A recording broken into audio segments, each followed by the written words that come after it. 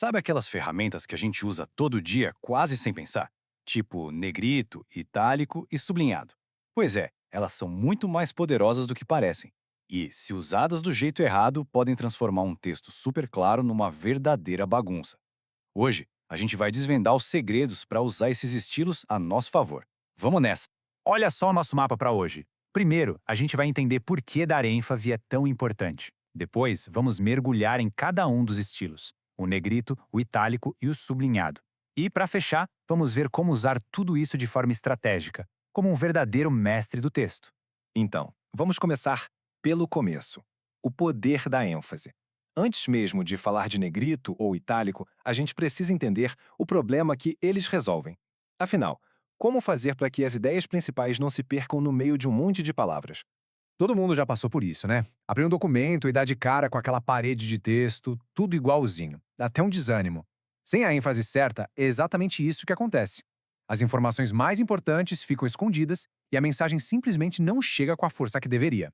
E é aqui que a mágica acontece. A ênfase é o que organiza a casa. Esses estilos não estão ali só de enfeite, não. Eles criam uma hierarquia, um caminho visual. É como se fosse um guia que pega na mão de quem está lendo e diz: olha, presta atenção aqui. Isso aqui é super importante. Agora, olha para cá.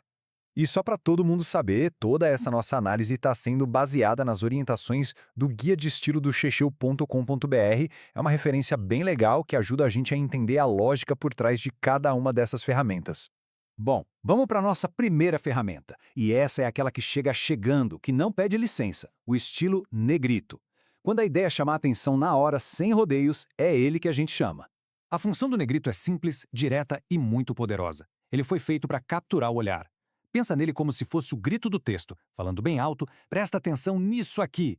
Tá, mas onde é que ele entra? Pensa na estrutura, na espinha dorsal do texto. Títulos que organizam as ideias, palavras-chave que são a alma do assunto, aquele dado numérico que precisa saltar aos olhos, enfim, tudo que for fundamental para a mensagem é um candidato forte ao negrito.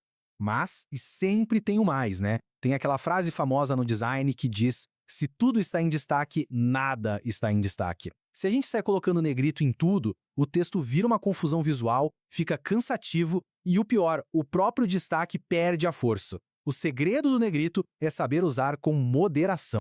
Beleza? Se o negrito é o grito, agora a gente vai falar do sussurro elegante. Chegou a vez do estilo itálico, a ferramenta da nuance, da sutileza. A jogada do itálico é outra, completamente diferente. Ele dá um destaque mais delicado, mais sofisticado. Ele não tem aquele peso todo do negrito, o que faz dele perfeito para situações bem específicas. E é nessas horas que o itálico brilha. Ele é ótimo para diferenciar uma parte do texto sem fazer um escândalo, sabe? Uma citação de alguém, uma palavra em outra língua, como feedback, ou o nome de um livro ou de um filme. É uma forma de destaque que é funcional e elegante ao mesmo tempo. Só que, claro, o itálico também precisa ser usado com sabedoria. Já tentou ler um parágrafo inteiro em itálico? É bem difícil, cansa a vista. O uso exagerado acaba com a sutileza dele e bagunça toda a hierarquia que a gente estava tentando criar. E agora, chegamos ao nosso terceiro estilo, e talvez o mais polêmico da turma, principalmente hoje em dia, o sublinhado. Esse aqui pede uma atenção, digamos, especial. Olha que curioso. Antigamente, lá na época da máquina de escrever, o sublinhado era praticamente o nosso negrito. Era o jeito principal de dar ênfase. Hoje, o papel dele mudou bastante.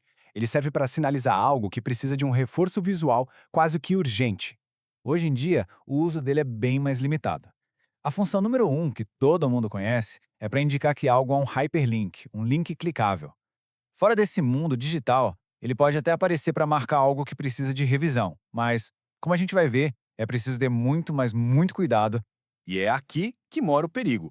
A internet condicionou o nosso cérebro. Viu um texto sublinhado, já acha que é um link.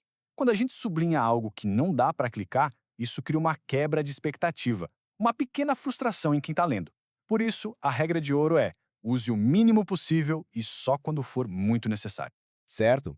E vimos as peças do jogo de forma separada. Agora, na nossa parte final, é hora de juntar tudo no tabuleiro. Como é que a gente combina esses estilos para criar um texto que seja claro, organizado e estratégico?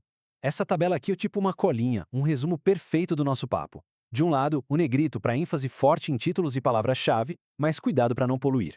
No meio, o itálico, para dar aquela nuance sutil em citações, mas sem exagerar para não atrapalhar a leitura. E por fim, o sublinhado, para atenção especial, principalmente em links, mas com aquele risco enorme de confusão.